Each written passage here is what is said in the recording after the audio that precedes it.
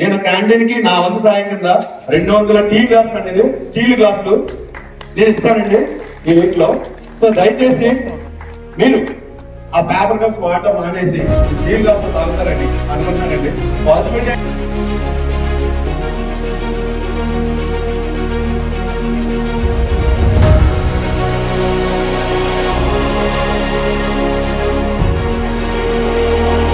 Good morning అండి. స్వచ్ఛతా he సేవ campaign 2024 లో భాగంగా ఈరోజు ప్లాస్టిక్ వాడకం మరి దానివల్ల కలిగే దుష్పరిణామాల గురించి మనకి వివరించడానికి ల్యాబ్ నుంచి ప్రతాప్ సార్ గారు వచ్చారు. సో ప్రతాప్ సార్ గారిని ప్లాస్టిక్ ని యూజ్ చేయడం వల్ల కలిగే నష్టాల గురించి వివరించవలసిందిగా కోరుతున్నాం. అందరికీ నమస్కారం అండి. ఈరోజు స్వచ్ఛతా హీ సేవ 2024 లో భాగంగా ప్లాస్టిక్ మీద అవేర్నెస్ క్రియేట్ చేయడానికి ఒక చిన్న నాకు తెలిసిన కొన్ని పాయింట్స్ చెప్తాను. మనందరికీ తెలిసిందే, డైలీ లైఫ్ లో మనం చూసేవి. మళ్ళీ స్పెషల్ గా కొత్తగా చెప్పడానికంటే ఏదో కొన్ని నాకు తెలిసినంత వరకు లేటెస్ట్ ఇంప్లిమెంట్స్ ఏమున్నాయి ఈ ప్లాస్టిక్ ని రెడ్యూస్ చేయడానికి మన గవర్నమెంట్ ఎటువంటి అమెండ్మెంట్స్ తీసుకొచ్చాయి. సో దానికి సంబంధించి నాకు తెలిసిన కొన్ని పాయింట్స్ షేర్ చేస్తానండి. యాక్చువల్ గా అసలు ఈ అవేర్నెస్ ప్రోగ్రామ్ లో నేను 4 పాయింట్లు డిస్కస్ చేద్దామని అనుకున్నాను. అసలు ప్లాస్టిక్ ఎందుకు తీసుకొచ్చారు, దాన్ని మనం ఎక్కడెక్కడ వాడుతున్నాము, ఎలా వాడుతున్నాము, ఎలా డిస్పోజ్ చేయాలి, ఈ 4 పాయింట్లు మెయిన్ గా నేను డిస్కస్ చేద్దాం అనుకుంటున్నాను. ఫస్ట్ అసలు ప్లాస్టిక్ ని ఇంట్రడ్యూస్ చేయడానికి మెయిన్ కారణం ఏంటి అంటే, ఇంతకు ముందు మన డైలీ యూటెన్సిల్స్ కానీ మన రోజు వాడుకునే వస్తువులు కానీ అన్ని కూడా ఎక్కువగా మెటల్స్ తో తయారయ్యేవాడి. మనం ఇంతకు ముందు టీ తాగడానికి గాజు గ్లాస్ వాడేవాళ్ళం లేదా స్టీల్ గ్లాస్ వాడేవాళ్ళం. వాటర్ గ్లాస్ కూడా లేదు, స్టీల్ గ్లాస్ వాడేవాళ్ళం. కొంచెం ఉంటే రాగి గ్లాస్ వాడేవాళ్ళం. కానీ ఇప్పుడు ఏం వాడుతామండి, అంతా ప్లాస్టిక్ గ్లాస్లే వాడుతాం. కొంతమంది పేపర్ కప్స్ వాడుతున్నారు, రీసైకిల్ అవుతాయి అని లేదా ఈజీగా డిస్పోజ్ అవుతాయి అని. అంటే అసలు ప్లాస్టిక్ ని తీసుకురావడానికి మెయిన్ రీజన్ ఏంటంటే హై డ్యూరబిలిటీ. అంటే మనం ఎన్నో రకాలుగా వాడుకోవడానికి పాసిబిలిటీ ఉంది. మనం తాగే వాటర్ బాటిల్ కావచ్చు, తాగే టీ వాటర్ గ్లాస్ కావచ్చు, నెక్స్ట్ మన ఇంట్లో ఉండే బౌల్స్ కావచ్చు, మన టిఫిన్ బాక్స్ కావచ్చు, క్యారేజ్ బాక్స్ కావచ్చు, మన ఇంట్లో వాడే మగ్ కావచ్చు, బకెట్ కావచ్చు. సో మన ఇంట్లో వాడే ఎన్నో వస్తువులకి ప్లాస్టిక్ అనేది ఒక రూపంలో మనందరికీ అలవాటు అయిపోయిందండి. సో దీన్ని అలవాటు చేసుకోవడం మంచిదే, వాడటం మంచిదే. పైగా ప్లాస్టిక్ అనేది మన మెటల్స్ తో కూడా కంపేర్ చేస్తే చాలా తక్కువ కాస్ట్ గా వస్తుంది. కానీ దాన్ని మనం ఎలా డిస్పోజ్ చేయడంలోనే ఫెయిల్ అవుతున్నామండి. వాడకంలో మనం ఏం ఫెయిల్ అవ్వట్లేదండి. గవర్నమెంట్ కూడా మనం ప్లాస్టిక్ తీసుకురావడానికి ఏంటంటే, మనకి జనాభా ఎక్కువ ఉన్న దేశం భారతదేశం, అందరికీ తెలిసిందే. సో అన్నిటికీ బిలో పవర్టీ లైన్ ఉన్న వాళ్ళు, ప్యూర్ పీపుల్ ఉన్నారు. సో అందరికీ అన్ని యూటెన్సిల్స్ అవైలబిలిటీ కోసం అనేది ప్లాస్టిక్ ని ఎక్కువగా ఇంట్రడ్యూస్ చేస్తారు. మనమే కాదండి, ప్రపంచంలో అందరూ యూజ్ చేస్తున్నారు. నియర్లీ మనకి ఇయర్లీ అంటే ఒక సంవత్సరానికి 6 billion tons of plastic production జరుగుతుందండి. 6 బిలియన్ టన్స్ ప్రొడక్షన్ ప్లాస్టిక్ జరుగుతుంది every year throughout the world. So ఇందులో హైయెస్ట్ పర్సంటేజ్ చైనాలో జరుగుతుందండి, తర్వాత యుఎస్, కెనడా. మన ఇండియాలో 1.9% అండి ఇందులో ఉన్నది. సో కంపారిటివ్లీ మిగిలిన కంట్రీస్ తో కంపేర్ చేస్తే మన దగ్గర ప్లాస్టిక్ ప్రొడక్షన్ తక్కువే, యూసేజ్ తక్కువే when compare to other countries. కానీ ఇక్కడ మన ఇండియాలో మెయిన్ గా ఫేస్ చేసే ప్రాబ్లం ఏంటంటే ఇంప్రాపర్ డిస్పోజల్. అంటే దాన్ని మనం సరిగ్గా డిస్పోజ్ చేయట్లేదండి. ప్లాస్టిక్ బాటిల్ ఎంతకాలం వాడతాం అంటే మహా అయితే 1 year వాడతాం, 2 years వాడతాం, అది పగిలిపోతుంది. పగిలిపోయిన బాటిల్ మనం ఎంతవరకు ప్రాపర్ గా డిస్పోజ్ చేస్తున్నామండి, అక్కడే మనకు వచ్చిన వేస్టేజ్ అనేది ఎక్కువగా జనరేట్ చేస్తుంది. ఇయర్లీ ఒక ప్లాస్టిక్ 1 గ్రామ్ ఆఫ్ ప్లాస్టిక్ అంటే 1 గ్రామ్ ప్లాస్టిక్ కంప్లీట్ గా డిస్పోజ్ అవ్వడానికి 350 to 450 years పడుతుందండి. 1 గ్రామ్ ప్లాస్టిక్ అండి, పెద్ద పెద్ద ఐటమ్స్ గురించి మాట్లాడలేదండి. 1 గ్రామ్ ప్లాస్టిక్ అనేది మన ఎర్త్ క్రస్ట్, మన భూమిలో అది కంప్లీట్ గా డిస్పోజ్ అవ్వడానికి 350 నుంచి 450 years పడుతుందండి. సో జనరల్ గా ఈ స్వచ్ఛతా హీ సేవ ప్రోగ్రామ్ లో మెయిన్ మోటో ఏంటండి, మనం ఫ్యూచర్ జనరేషన్ కి మంచి ఎన్విరాన్మెంట్ ఇవ్వాలి. అంటే మనం పీల్చే గాలి కానీ, తాగే వాటర్ కానీ, మనం నివసించే భూమి కానీ. సో కంప్లీట్ గా మన ఫ్యూచర్ జనరేషన్ కి మంచి ఆరోగ్యం ఇవ్వాలండి. రీసెంట్ గా ఒక సర్వేలో తెలిసింది ఏంటంటే, మన పిల్లలు తాగే మదర్ నుంచి వచ్చే పాలల్లో కూడా మైక్రో ప్లాస్టిక్స్ ఉంటున్నాయండి. సో ఈ మైక్రో ప్లాస్టిక్స్ ఇంకా మీకు సింపుల్ గా చెప్తానండి. ఇంతకు ముందు క్యాన్సర్ పేషెంట్స్ ఎంతమంది ఉన్నారు, ప్రజెంట్ క్యాన్సర్ పేషెంట్స్ ఎంతమంది ఉన్నారు. మెయిన్ గా ఈ ఇంప్రాపర్ ప్లాస్టిక్ డిస్పోజ్ వల్ల హ్యూమన్ బీయింగ్స్ లో క్యాన్సర్ డిసీజ్ యొక్క రేషియో బాగా పెరుగుతుందండి. సో మనకు తెలియకుండానే మన బాడీలో మైక్రో ప్లాస్టిక్స్ ఎక్కువగా హ్యూమన్ బాడీకి ఇంజెక్ట్ అయిపోతుంది. ఎలా? ఆ మైక్రో ప్లాస్టిక్స్ అనేది మనం పీల్చే గాలి వల్ల వెళ్తున్నాయండి.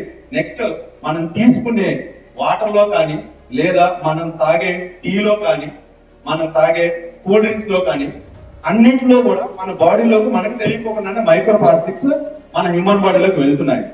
నెక్స్ట్ ఈ ప్లాస్టిక్ ను డిస్పోజ్ చేయడంలో వచ్చే మెయిన్ డిఫికల్టీ ఏంటంటే, మనం ఒక ప్లాస్టిక్ కవర్ నో, ఒక బాటిల్ నో, లేదా ఏదో ఒక యూటెన్సిల్ నో, మన ఇంట్లో యూజ్ చేసేటువంటి ఏదో ఒక పార్ట్ నో బయట డిస్పోజ్ చేయడంలో ఫెయిల్ అవుతుంది. సో దీనికి గవర్నమెంట్ చాలా పాలసీస్ తీసుకొచ్చారు. మెయిన్ పాలసీ ఏంటంటే ప్లాస్టిక్ అంటే రీసైకిల్, అంటే మనం వాడిన వాటిని రీసైకిల్ చేసి మళ్ళీ వేరే ఐటమ్ ని ప్రొడక్షన్ చేయొచ్చు. సో దీనికి మెయిన్ గా మనకు ఎక్కడ ఫెయిల్ అవుతున్నాం అంటే వేస్టేజ్ ని సాగ్రిగేట్ చేసి కలెక్ట్ చేయడంలో గవర్నమెంట్ ఫెయిల్ అవుతుంది, దాన్ని మనం యూటిలైజ్ చేసుకోవడంలో కూడా ఫెయిల్ అవుతుంది. రీసెంట్ గా ఇంతకుముందు మనందరం బయట మార్కెట్కి వెళ్ళినప్పుడు, కూరగాయలు కొనేటప్పుడు, గ్రాసరీస్ కొనేటప్పుడు కవర్స్ తీసుకోవడం మనకు అలవాటు అయిపోయింది. ఇంతకు ముందు ఏంటంటే ఇంట్లో ఉన్న ఏ గోల్డ్ సెన్సో లేదో ఏదో ప్లాస్టిక్ ఏదో బ్యాగ్ ఏదో పట్టుకెళ్ళేవాళ్ళం. కానీ ఇప్పుడు మనం పట్టుకెళ్ళలేదు, షాప్ వాడు ఇస్తాలే అన్న మనకంటే, మీరే కదండి నేను పట్టుకెళ్ళలేదు. సో అందరికీ మనకు ఒక అలవాటు చేశారు. ఇనీషియల్ గా షాప్కి వెళ్ళినప్పుడు కవర్ ఇవ్వడం అనేది అలవాటు చేశారు. కానీ ఇంతకు ముందు అలా ఉండేది కాదు. ఎవరి బ్యాగ్ వాళ్ళు పట్టుకెళ్ళేవాళ్ళం, మనం సరుకులు కొనుక్కునేవాళ్ళం, మన బ్యాగ్లో వేసుకునేవాళ్ళం, తెచ్చుకునేవాళ్ళం. సో కొన్ని రోజుల తర్వాత ఈ ప్లాస్టిక్ ఎక్కువగా అక్యుములేట్ అవుతుందని డిస్పోజబుల్ బ్యాగ్స్ అయితే అలవాటు చేశారు. సో అది కంప్లీట్ గా ఇంప్లిమెంట్ కాలేదండి. ఎందుకంటే డిస్పోజబుల్ బ్యాగ్ కాస్ట్ అనేది ఎక్కువ. దేంతో కంపేర్ చేస్తే మనకి ఇచ్చే ప్లాస్టిక్ బ్యాగ్ తో కంపేర్ చేస్తే. సో ఈ ప్లాస్టిక్ అవేర్నెస్ అనేది ఎక్కువ అయిపోవడం వల్ల 2019 నుంచి ఈ ప్లాస్టిక్ డెకంపోజిషన్ కి సంబంధించి కొన్ని అమెండ్మెంట్స్ చేశారండి. ఫస్ట్ ఏం చేశారంటే, మనం యూజ్ చేసే సింగిల్ యూజ్ ప్లాస్టిక్స్, అంటే ఒక్కసారి యూజ్ చేస్తే పడేసే, లైక్ మన టీ తాగే కప్ కావచ్చు, వాటర్ గ్లాస్ ప్లాస్టిక్ గ్లాస్ కావచ్చు, మన వెజిటేబుల్స్ కానీ గ్రాసరీస్ తెచ్చే ప్లాస్టిక్ కవర్స్ కావచ్చు. సో వీటి యొక్క థిక్నెస్ అంటే మందం ఉంటుంది కదా, అది చాలా తక్కువ చేసేస్తున్నారండి. ఎందుకంటే తక్కువ చేస్తున్నారంటే అది మందం ఎంత తక్కువ అయితే ఎక్కువ కవర్ లో ప్రొడక్షన్ చేయొచ్చు, ఎక్కువ గ్లాస్ లో మ్యానుఫ్యాక్చర్ చేయొచ్చు. సో దానివల్ల ఏమవుతుందంటే ఈ లెస్ అంటే తక్కువ మందం ఉన్న కవర్ ని రీసైకిల్ చేయలేమండి.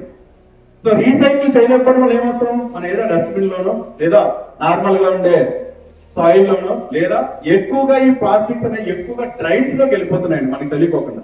ఎందుకని చెప్తున్నాయంటే ఈ ప్లాస్టిక్ అనేది లైట్ వెయిట్ గా ఉంటుంది, వెయిట్ చాలా తక్కువ ఉంటుందండి. మనకు వచ్చే గాలి వల్లనో, వర్షం వచ్చినప్పుడు పారే వాటర్ వల్లనో, సో ఫైనల్ గా ఇవన్నీ డ్రైనేజెస్ లో చేరుతున్నాయి. సో ఈ డ్రైనేజెస్ చేరడం వల్ల డ్రైన్స్ బ్లాక్ అవుతుంది, దానివల్ల డ్రైన్ లో వెళ్ళాల్సిన నీళ్లు ఇళ్లలోకి వస్తున్నాయి. అది ఒక రీజన్. నెక్స్ట్ ఈ డ్రైన్స్ నుంచి కాలువలు, అక్కడ నుంచి నదిలో, ఫైనల్ గా సముద్రాల్లోకి చేరుతున్నాయి. So as per recent survey జనవరి 2024 లో జరిగిన దాని ప్రకారం మనకు ప్రొడక్షన్ అయిన ప్లాస్టిక్ లో 85% అనేది వాషర్స్ లో చేరుతున్నాయి. 85% అంటే 100కి 85% డైరెక్ట్ మెరైన్ లోకి వెళ్ళిపోతున్నాయి, సముద్రంలోకి వెళ్ళిపోతుంది. కానీ మనం ప్రొడక్షన్ చేసే 100% ప్లాస్టిక్స్ లో 92% ఆఫ్ ప్లాస్టిక్ ని రీసైకిల్ చేయొచ్చు.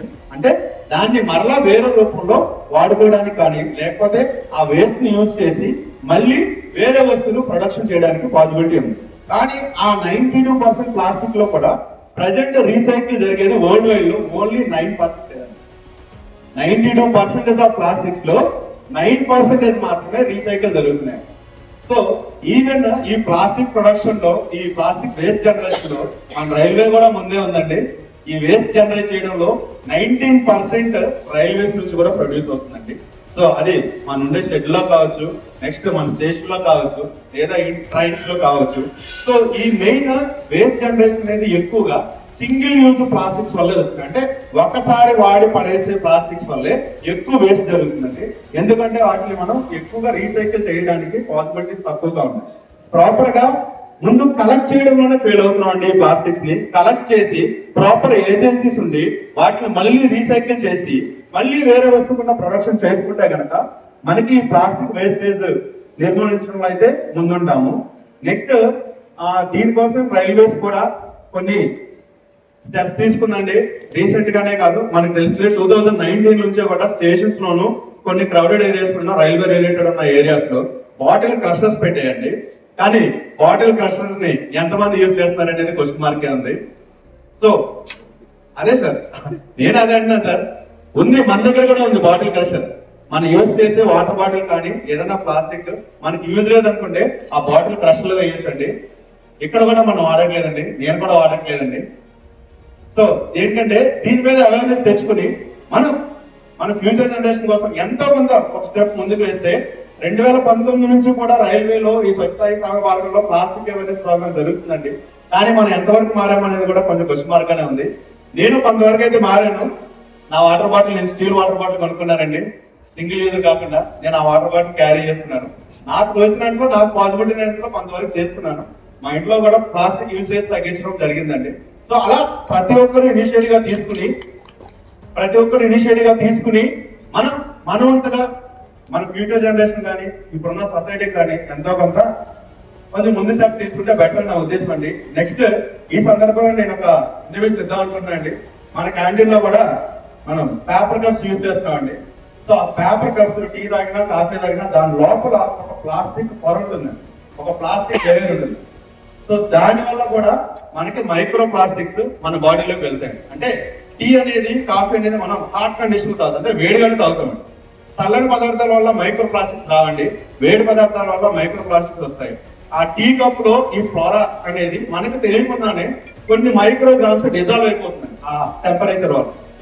ఓకే, నేను క్యాంటీన్ కి నా వంతు సాయం కింద 200 టీ గ్లాసులు అనేది స్టీల్ గ్లాసులు నేను ఇస్తానండి ఈ వీక్ లో. సో దయచేసి మీరు ఆ పేపర్ కప్స్ వాడటం మానేసి ఈ స్టీల్ గ్లాస్ తాగుతారని అనుకుంటున్నానండి. పాసిబిలిటీ అయితే తాగిన తర్వాత కొంచెం కడిగి పెట్టండి, ఎందుకంటే మళ్ళీ వాళ్ళకి ఎక్స్ట్రా వర్క్ అవుతుందండి. అదే సార్, సో నా ముందు సాయం కింద ఇది ఒక స్టెప్ తీసుకుందాం అనుకున్నాను.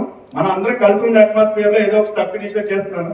సో దీన్ని ఇంకొంచెం మీరు కూడా ఎవరైనా మీకు తోచినంత మనం ఉన్న ఏరియాలో కొంచెం ప్లాస్టిక్ ని తగ్గించడం కోసం ముందుకు వెళ్తారని ఆశిస్తూ thank you. Thank you Pratap sir లో మాట్లాడారు. ఈ సంవత్సరం దాని ఇంకా ఒక లెవెల్ కి ఇంప్రూవ్మెంట్ చేసి సో ప్లాస్టిక్ ని తగ్గించే బాధ్యతలో భాగంగా 200 గ్లాసులు మీరు ఇవ్వడానికి ముందుకు వచ్చారు. గట్టిగా ప్రతాప్ సార్ కోసం ఒకసారి చెప్పండి అప్రిషియేషన్. సో ఇంకా ఇలాంటి కార్యక్రమాలు మనం ఇంకా ముందు చేసుకుంటూ వెళ్తాం, మనలో మార్పు తెచ్చుకుంటాం అని చెప్పి ప్రతాప్ సార్ గారికి మనందరి తరఫున మాటిస్తూ ఈ కార్యక్రమాన్ని జయప్రదం చేసిన మీ అందరికీ కూడా ధన్యవాదాలు. Thank you.